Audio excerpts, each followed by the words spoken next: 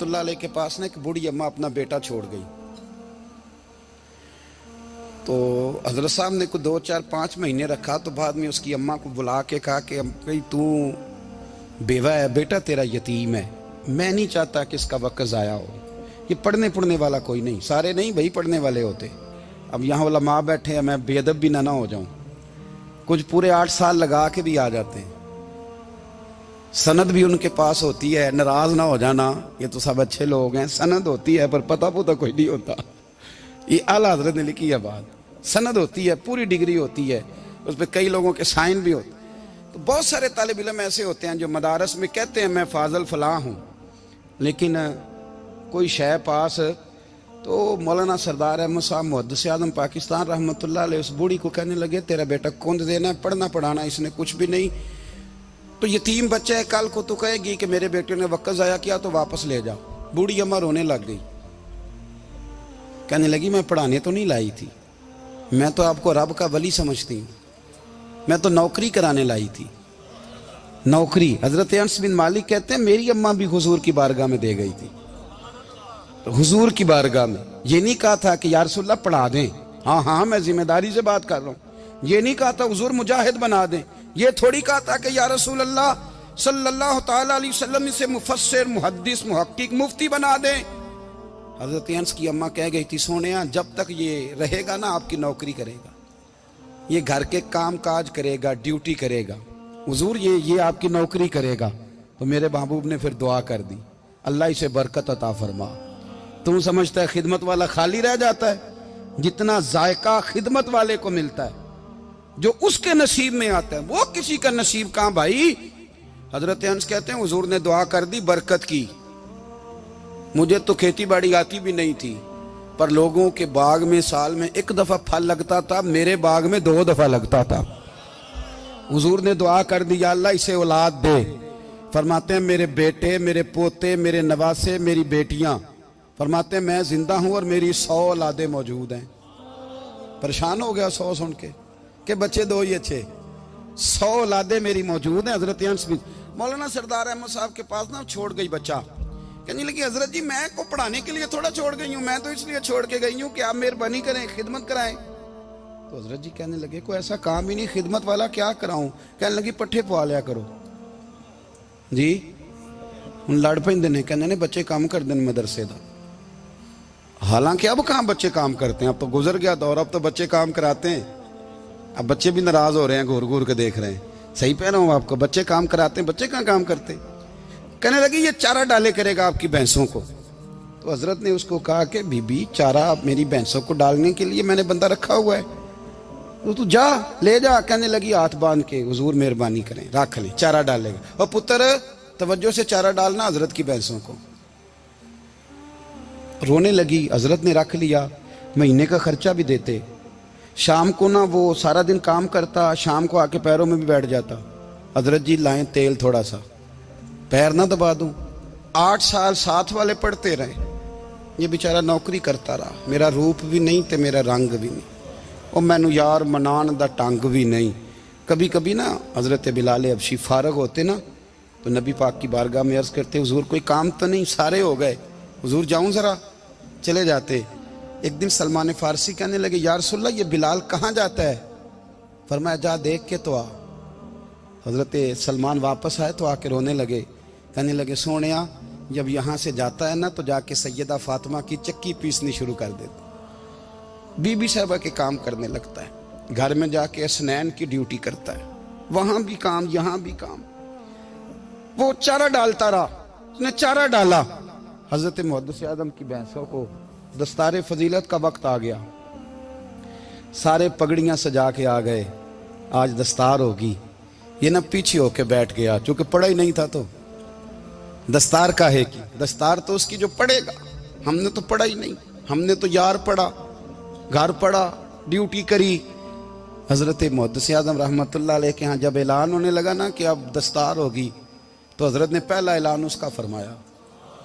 तो मजा वाला बंदा कपड़े भी कदी कदी बदल देना, वो कहता है जिस हाल में भी था मैं पलट के देखने लगा कि पढ़ा पढ़ाया तो है, कोई शय नहीं, तो ये माजरा क्या है।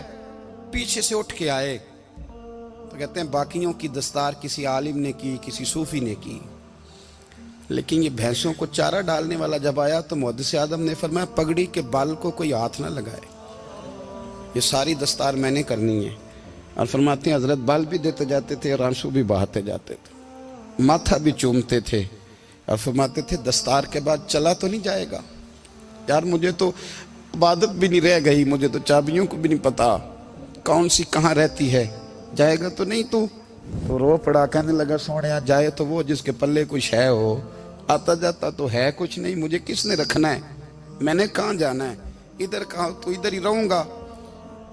وہ اس طالب علم کے سارے استاد بھائی کہتے ہیں اس نے دستار کرائی, پڑھا پڑھایا کچھ نہیں, پر جو مسئلہ اڑ جاتا تھا نا, وہ جو اڑ جاتا تھا نا, وہ جا کے اس سے پوچھتے تھے تو کتابیں کھولنے کی ضرورت نہیں پڑتی تھی. حضرت ام سلمہ رضی اللہ تعالیٰ عنہ کہتی ہے میں نے عرض کی یا رسول اللہ صلی اللہ علیہ وسلم میری بچی بڑی بیمار ہے, تو مجھے کسی نے کہا ہے یہ تھوڑی سی نشے والی چیز ہے, یہ بنا کے تیار کر کے دو صحیح ہو جائے گی, بیمار ہے بچی تو یہ نشے والی چیز ہے, اس کو تیار کر کے دو, تھوڑا نشہ ہے. اگرچہ بعض, میں نے شروع میں کہا, بعض لوگ مریض کو, سخت مریض کو ایسی ادویات جو مجبوری بن جائے اس کی گنجائش اور اجازت دیتے ہیں. محتاط علماء تو اس میں بھی بہت ساری چیزیں پہلے بیان کرتے, لیکن اس نے کہا جی نرا نشہ دینا ہے شفا کے لیے. حضرت ام سلمہ کہتی ہے میرے نبی پاک نے میری طرف دیکھا, میری طرف, تو میں نے کہا یا رسول اللہ آپ کیا فرمانا چاہ رہے ہیں؟ تو نبی پاک نے فرمایا ام سلمہ کبھی ناپاک چیز میں بھی شفا ہوئی ہے, کبھی ناپاک چیز میں بھی, کبھی شراب اور خمر میں بھی شفا ہو سکتی ہے. شفا رب کریم نے رکھی ہے پر شہد کے اندر رکھی ہوئی ہے, شفا اللہ نے رکھی ہے قرآن مجید میں رکھی ہوئی ہے, تو اس میں بھی کبھی یہ حضور نے بیان کیا ہے کہ اس کے اندر شفا ہو سکتی, تو امت کتنی دلیری کرتی ہے جو یہ مشورے دیتی ہے کہ اس کے اندر نشہ ہے, شراب ہے, تو کھانسی چلی جائے گی تو فلانی بیماری چلی جائے گی.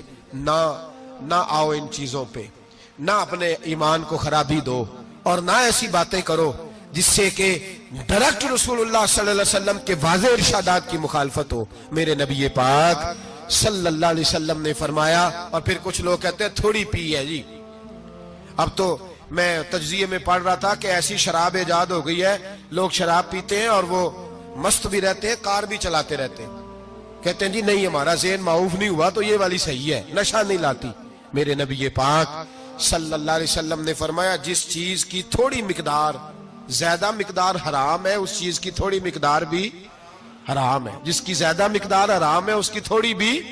تو خمر اور شراب اگر فل پینا جائز نہیں تو تھوڑی پینا بھی جائز, یہ حرام ہے اور حرام تھی اور قیامت تک حرام ہی رہے گی. میرے نبی پاک صلی اللہ علیہ وسلم نے منع کیا اور حضور نے اظہار ناپسندیدگی فرمایا, فرمایا 40 دن تو عبادت ہی قبول نہیں ہوتی شراب پینے والے جب تک سچی توبہ نہ کرے. یہ لفظ جب ادا کرتا ہوں تو شرم سے میری زبان لڑکھڑاتی ہے کہ یار درباروں پہ بھی نشہ بکتا ہے. میں یہ بات کر رہا ہوں صوفیاء کا ترجمان, درباروں پہ, مزاروں پہ, اور سجادہ نشینوں تمہیں زمین نگل جائے, آسمان تمہیں لے اڑے, تم پر قہر نازل ہو, تم نے باپ دفن کر کے تو وہاں نشے کا اڈا بنا لیا, ماؤں سے بیٹے چھیننے لگے ہو, عورتوں کے سروں سے کپڑے چھیننے لگے ہو, سہاگ مارنے لگے ہو, بیٹیاں اور بیٹے یتیم کرنے لگے ہو, نشہ بیچتے ہو درباروں اور مزاروں پہ. یہ تماشا لگ گیا. آپ کیسے کروں یہ بات, پر کرنی پڑ رہی ہے, مجبوری ہے, یہ مضمون مکمل نہیں ہو سکتا. بند کر دیں وہ دربار, ہمیں نہیں چاہیے جن درباروں پہ نشہ بکتا ہے. میں ذمہ داری سے کہہ رہا ہوں, بات ریکارڈ ہو رہی ہے. جوتے کی نوک پہ وہ سجادہ نشین جو امت کو ڈرگز دیتا ہے, وہ سجادہ نشین کا ڈیرا نہیں, وہ گند کا اڈا ہے, وہاں سے فیض نہیں مل رہا, امت کی تباہی ہو رہی ہے. بتا دو, پھیلا دو, اس کو اعتراض کرنا ہے کرو. میرے رسول پاک سید عالم صلی اللہ تعالی علیہ وسلم کا دین ضروری ہے, کسی پیر کی سجادگی ضروری, بولیے سجادگی ضروری. بڑی ذمہ داری سے کہہ رہا ہوں اور نمائندگی کر رہا ہوں اپنی جماعت کی. نہ ہمارے بزرگوں نے کل اس کی حمایت کی تھی، نہ آج کرتے ہیں، نہ قیامت تک کریں گے۔ بند کر دیں وہ دربار اور مزار۔ بزرگ دنیا میں یہ کام کرنے آئے تھے، اور ہماری سوچ اتنی گر گئی ہے، اتنے ہم کمزور ہو گئے۔ کہتے ہیں جب اس کو چڑھ جاتی ہے تو پھر بڑی معرفت کی باتیں سناتا ہے۔ تجھے شرم نہیں آئی ہے لفظ کہتے ہوئے؟ اب نشئی تجھے معرفت سکھائے گا؟ اب تو شرابی سے، بھنگی چرسی سے دین سیکھے گا؟ کہتے ہیں اس نے پی ہوئی تھی، چڑھی ہوئی تھی، بات کر دی تو میرا کام بن گیا۔ اتنی گندی اور میلی سوچ صاحب ایمان کی ہوتی ہے، تو اب نشیوں سے جا کر دعائیں کرائے گا؟ سن، میرے نبی پاک صلی اللہ علیہ وسلم نے فرمایا جو شراب پی لے، نشہ کر لے، اس کی تو 40 دن تک عبادت رب قبول نہیں فرماتا۔ تو کہتا چڑھی ہوئی تھی تو اس نے دعا کر دی، تجھے شرم ہی نہیں آئی بات کرتے؟ حیا ہی نہیں کیا تو نے جملہ بولتے؟ یہ کوئی تصوف اور طریقت ہے؟ جاؤ اٹھا کے لے جاؤ۔ ایسی کوئی تصوف اور طریقت ہمیں نہیں چاہیے، ہمیں وہ والی طریقت چاہیے جس میں خدا کے قرآن کی بات ہوتی ہے اور محمد مصطفیٰ کے فرمان کی بات ہوتی ہے صلی اللہ علیہ وسلم۔ تو بھائی یاد رکھو، یہ کوئی طریقہ نہیں۔ ایک مزار ہے، مجھے ایک صاحب کہنے لگے آ جائیں یہاں بھی فاتحہ پڑھیں۔ میں نے کہا یہاں کیا ہے؟ کہنے لگے تھے تو بابا جی نشہ بشا کرتے، پر اب سنا ہے لوگوں کی منتیں بڑی پوری ہوتی ہیں۔ مجھے جذبات بڑے کم آتے ہیں۔ میں نے اس آدمی کو گریبان سے پکڑ لیا، میں کہ ادھر ہٹ، وہ تو نشہ کرتا تھا اور تو جاتا تھا، تیری یہ کیسے طاقت ہوئی؟ تو نے مجھے مشورہ دے دیا، تو ہمیں کمزور سمجھتا ہے؟ ہم کمزور ایمان کے لوگ ہیں، اور میں یہاں تجھے کہوں گا نہیں نہیں میں یہاں نہیں جاتا، میں وہاں جاتا ہوں۔ بالکل کوئی لگی لپٹی بات نہیں، کھری بات۔ تصوف وہ، دربار وہ جہاں قرآن پڑھا جائے اور رسول اللہ کی حدیث سکھائی جائے، باقی کوئی مطلب نہیں کسی قسم کا۔ میں داتا صاحب کبھی جاؤں نا جلسہ کرنے کسی کام سے، کسی تقریب میں، تو میں داتا صاحب کے مزار پہ نہیں جاتا۔ میں کہتا ہوں یار یہ جرانہ نہیں کہ بندہ کسی کام آیا تھا تو فاتحہ پڑھ لی، واپس چلو، گکھڑ سے سپیشل آئیں گے داتا صاحب کے مزار پہ حاضری دیں۔ اور میرے سنگی گواہ ہیں کہ میں سپیشل ٹائم نکال کے بہت سارے کام چھوڑ کے سپیشل جاتا ہوں، اور میں مراد ماننے نہیں جاتا، میں داتا صاحب کا شکریہ ادا کر دے جاتا ہوں۔ میں ان سے کہتا ہوں حضور آپ کی مہربانی، آپ یہاں آئے تو ہمارے بڑے بھی رسول اللہ کے غلام بن گئے۔ میں تو سلام عقیدت پیش کرنے جاتا ہوں، ہم مزارات پر جانے کے قائل نہیں، بلکہ ہماری تو عقیدت کا درجہ ہی مکمل نہیں ہوتا جب تک ہم مزار پہ سلام نہ کریں۔ پر مزار داتا صاحب کا، مزار خواجہ معین الدین اجمیری کا، مزار غوث اعظم جیلانی کا، مزار محدث اعظم مولانا سردار احمد کا، مزار اولیاء کا، مزار میاں شیر محمد شرک پوری کا، مزار رب کریم کے بندوں کا۔ بھنگیوں چرسیوں کے مزار نہیں ہوتے، اور نام ان مزارات کے قائل ہیں، بالکل قائل نہیں ہم۔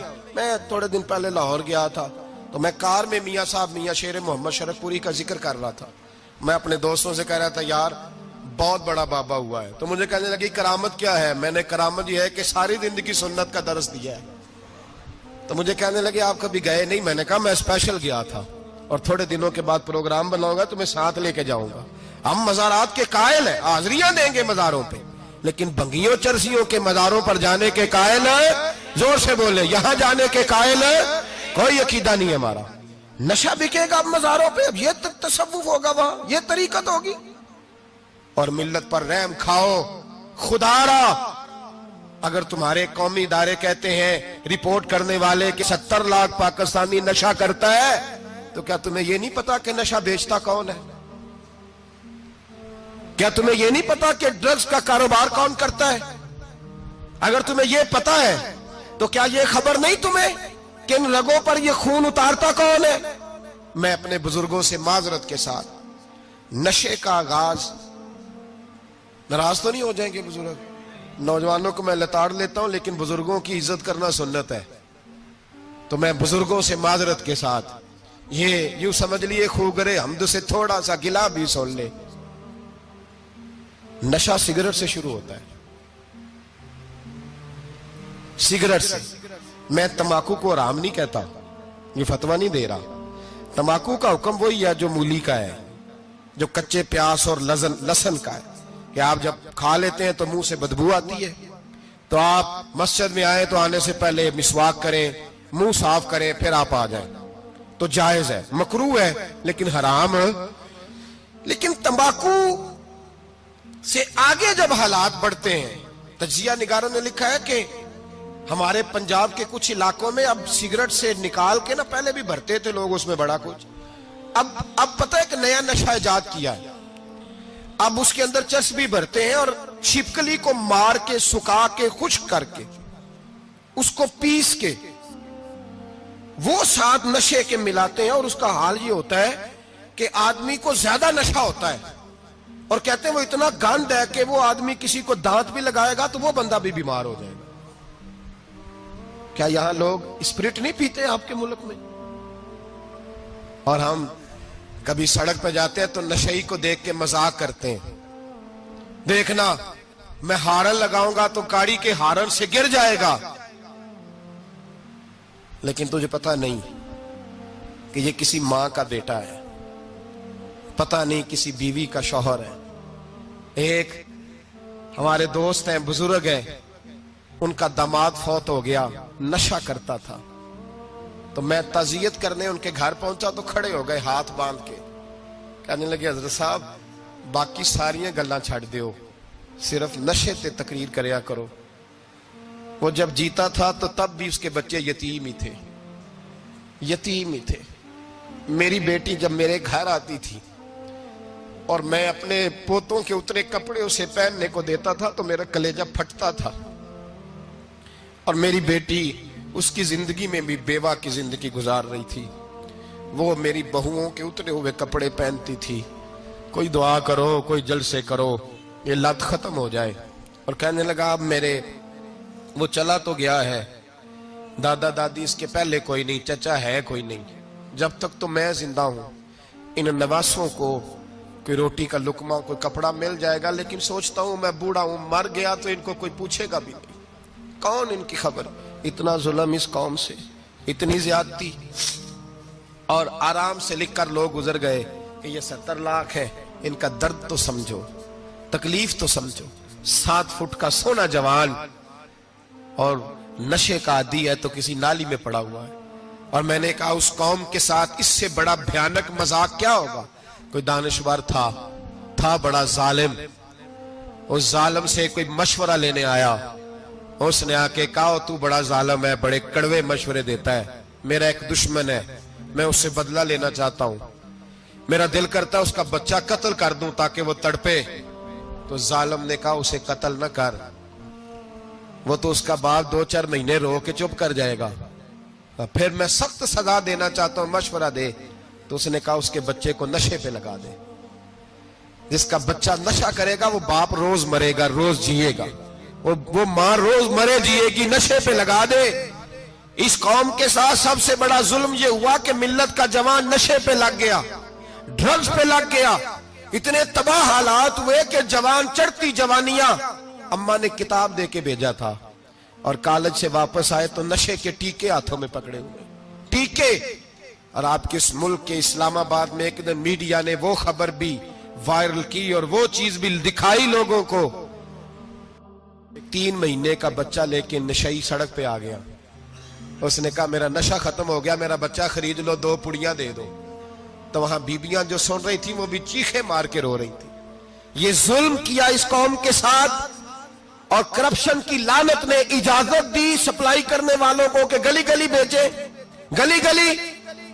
انہوں نے کچھ تھوڑا ظلم نہیں کیا ان حکمرانوں نے.